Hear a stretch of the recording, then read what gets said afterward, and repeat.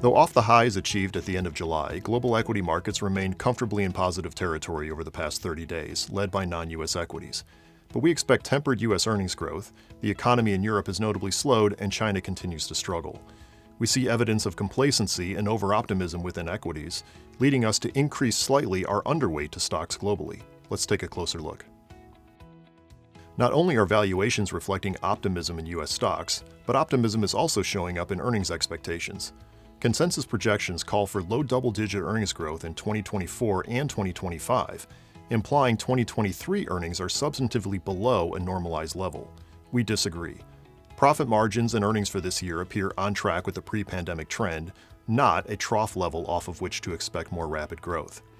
With our view that economic growth still faces headwinds from a slowly softening consumer, plus the cumulative effect of central bank tightening on activity levels, we see earnings expectations as too high for next year.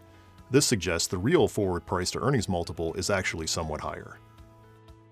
In Europe, while the European Central Bank's stance against inflation softened somewhat in the past month, so too has the growth outlook in the region.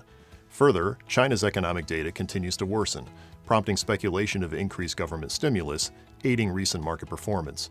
But we remain skeptical it will be of a size to substantively alter intermediate-term fundamentals or sentiment.